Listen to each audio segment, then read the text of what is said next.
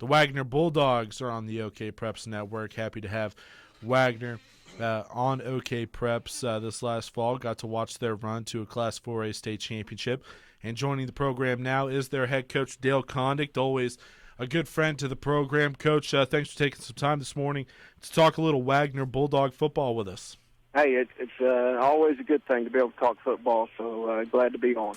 Now let's start with a couple of your kids who are returning. I really like the quarterback that you have back, Malcolm Rodriguez. Let's start with him as he returns. And, you know, it was a rough start for him last year. At the beginning of the year, you could tell that he was a young QB trying to figure out some things on Friday nights. But by the end of the season, he turned himself into a pretty good playmaker for you guys.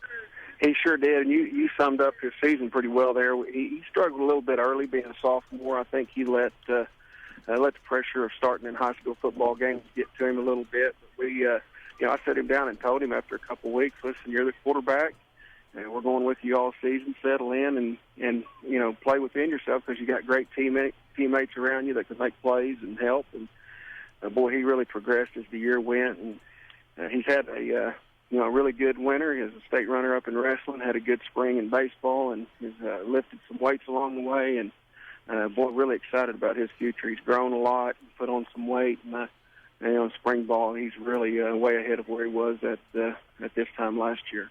He's going to have some really nice targets to throw the football to because you guys have some receivers that I really like, some underrated kids who, they're playing 4A football, and I know the MO for 4A is to run the ball and pound the ball, especially at Wagner over the last couple of years.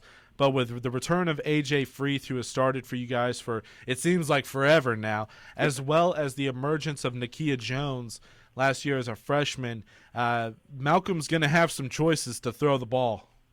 Oh, there's no doubt, and those guys both have progressed as well. And Malcolm, I think, threw for a little over 1,800 yards last year, and these two guys caught the bulk of that. And they're really big play guys. They had a lot of big plays, averaged, I think, well over 25, 26 yards a catch. And I think Nakia had 11 touchdowns, and AJ had like 8 or 9. So, Nakia, he burst onto the scene I guess we started playing him about week 4, and it really opened things up for us offensively, and probably contributed as much or more for a freshman than anybody I've ever coached.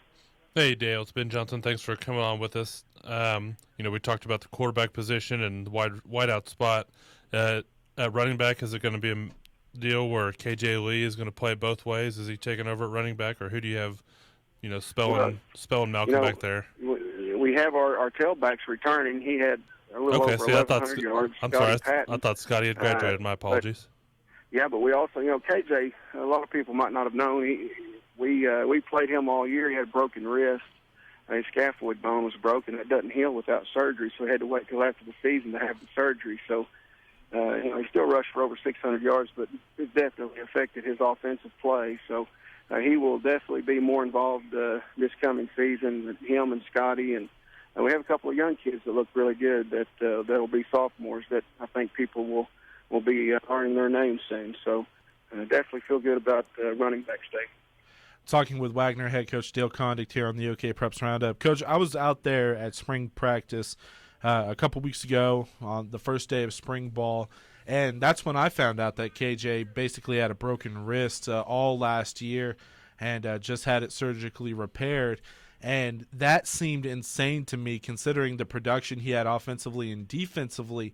How tough is this kid? Look, I saw him in his second varsity start against Pryor back in 2013, and I wasn't convinced that he was a freshman. I thought you were lying to me that he was only a freshman. How special can KJ be, and where does he compare to some of the bigger names that have come through Wagner over the last couple of years, like Lawrence Evett, Kerwin Thomas, as well as some of the others, Kevin Peterson, to name just a few?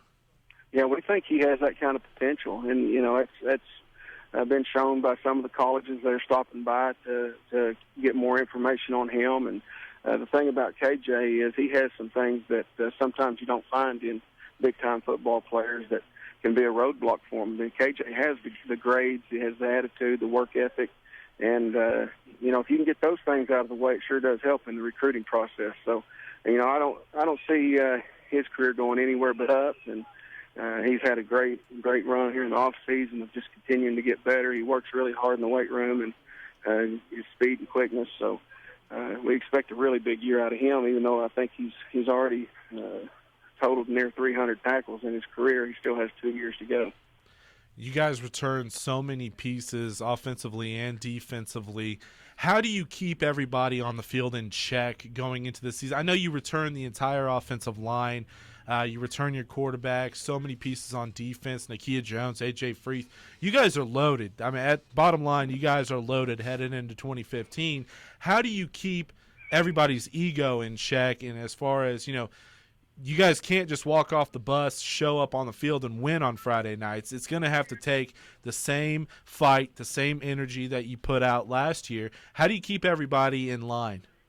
Well, that can be tricky sometimes, and some of it can be out of your hands a little bit, just, if kids willing to buy in or not. But yeah. I really do feel like these guys are, they learned from last year's team what it takes to be a champion, and that was pulling together and not caring who got the credit, but worried about the team first. And I think these names like A.J. Freeth and K.J. Lee, Malcolm Rodriguez, they're going to be about the team, and I think there'll still be plenty of carries to spread around and keep them hopefully as happy as we can, because we realize some of these guys, we have 4 or 5 guys that might be the best player on somebody else's team, but the team success seems to always be supreme at the end of the day for us. So I think we'll be okay. And injuries are always a factor too. You try to keep those out of the way, because going into last year, I don't think anybody thought there was a doubt that Anadarko would probably repeat again as the champion. But that's right. They had some injuries and things didn't work out for them. So